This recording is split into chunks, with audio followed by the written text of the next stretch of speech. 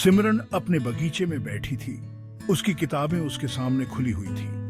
वह अपने अध्ययन में डूबी हुई थी, लेकिन उसका मन कहीं और था। धूप अच्छी लग रही थी, तितलियां उड़ रही थीं और पंछी मजे से गा रहे थे। सिमरन ने आह भरी और अपने चारों ओर की सुंदरता को देखा। कुदरत की हर चीज को कितना आराम है, उसने सोचा। हर चीज कितनी शांत और सुखद लग रही थी। सिर्फ मुझे ही इतनी मेहनत से पढ़ाई करनी पड़ती है। उसने इधर उधर देखा। काश मैं एक स्कूली बच्ची के अलावा कुछ भी होती। उसने कल्पना की, अगर वह एक पक्षी होती तो कितना अच्छा होता। अरे, एक मधुमक्खी बन जाऊं, एक फूल से दूसरे फूल पर भिनभिनाती रहूं। उसने सपना देखा, मधुमक्खी की तरह जीवन कितना सरल और आनंदमय होता। या शायद एक लंबा मजबूत पेड़ बस धूप और बारिश का आनंद ले रहा हो। पेड़ की तरह स्थिर और मजबूत होना कितना अच्छा होता। या उससे भी बढ़िया, एक पंछी आसमान में ऊंचा उड़ता हुआ, दुनिया की कोई परवाह नहीं। पंछी की तरह स्वतंत्रता का अनुभव करना कितना अद्भुत होता। तभी एक मोटा भौंरा उसके पास एक गुलाब पर आकर बैठ गया। सिमरन ने मुस्कुराते हुए उसे देखा और सोचा, शायद हर किसी का जीवन अपने तरीके से सुंदर होता है। नमस्ते छोटी मक्खी, सिमरन ने फुसफुसाते हुए कहा। तुम कितनी खुश और बेफिक्र लग रही हो। तुम्हें पढ़ाई या मेहनत नहीं करनी पड़ती है ना? मधुमक्खी भिनभिनाई और सिमरन ने सोचा कि वह उसे जवाब दे रही है। मेरे प्यारे बच्चे, ऐसा लग रहा था कि वह कह रही हो, मेरे भिनभिनाने से मूर्ख मत बनो। मैं बहुत मेहनत करती हूँ, हर फूल से रस इकट्ठा करती हूँ, बूंद बूंद करके। मैं लंबी दूरी तय करती हूँ, हवा और बारिश का सामना करती हूँ, लेकिन मैं शिकायत नहीं करती। मैं जानती हूँ कि मेरी मेहनत से कुछ मीठा और उपयोगी बनता है। शहद, कुछ सुंदर और कीमती बनाने के लिए मेहनत लगती है। मधुमक्खी फिर भिनभिनाई और दूसरे फूल पर उड़ गई। सिमरन ने बगीचे में एक आम के पेड़ को देखा जो लंबा खड़ा था। वह पेड़ की ऊंचाई और उसकी हरी भरी पत्तियों को देखकर बहुत प्रभावित हुई। आपको तो बहुत आराम है ना? उसने पेड़ से पूछा। आप बस यहाँ खड़े रहते हैं और कुछ नहीं करते। आप बस लंबे खड़े रहते हैं और धूप और बारिश का आनंद लेते हैं। क्या ये सच में इतना आसान है? पेड़ की पत्तियों में एक हल्की हवा चली और सिमरन ने सोचा कि यह उससे बात कर रहा है।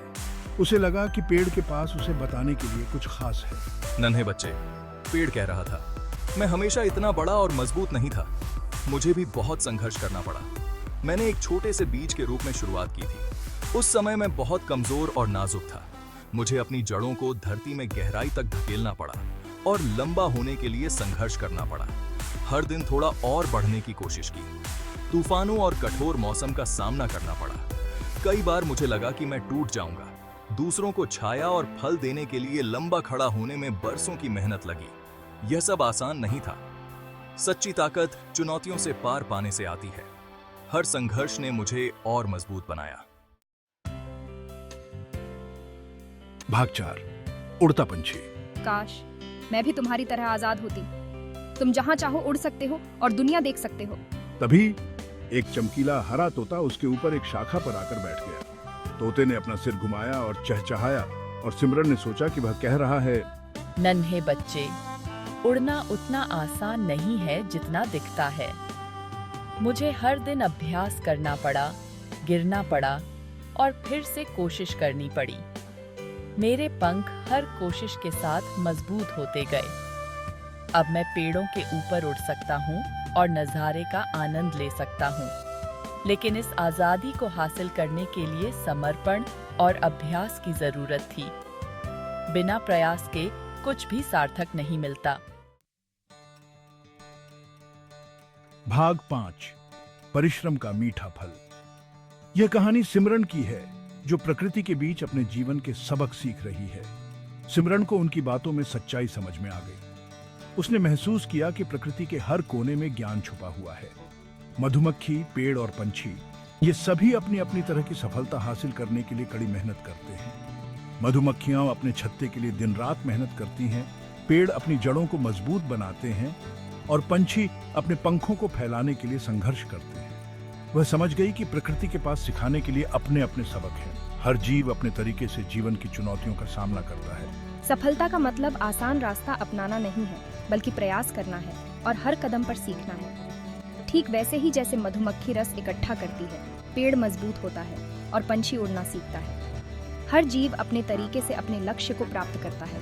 एक नया दृढ़ संकल्प उसे भर गया। सिमरन ने महसूस किया कि उसे भी अपने सपनों को पूरा करने के लिए इसी तरह की मेहनत करनी होगी। सिमरन ने अपनी किताब उठाई। उसके चेहरे पर मुस्कान थी। उसे अब अपने लक्ष्य की ओर बढ़ने का रास्ता साफ दिखाई दे रहा था। वह जानती थी कि कड़ी मेहनत चुनौतीपूर्ण हो सकती है, लेकिन यह फायदेमंद भी होगी। हर कठिनाई के बाद एक नई सीख मिलेगी। शहद के मीठे स्वाद, पेड़ की ठंडी छाया और ऊंची उड़ान की खुशी की तरह उसके परिश्रम का फल भी मीठा होगा। उसने सोचा कि जैसे मधुमक्खियां शहद बनाती हैं, वैसे ही वह भी अपने सपनों को साकार कर सकती है। सिमरन ने पढ़ाई शुरू कर दी और हर पन्ने के साथ उसे नई प्रेरणा मिलती रही। उसका दिल उस प्रेरणा से भर गया जो उसे प्रकृति के मौन ज्ञान में मिली थी। उसने ठान लिया कि वह कभी हार नहीं मानेगी और अपने सपनों को पूरा करने के लिए हमेशा मेहनत करती रहेगी।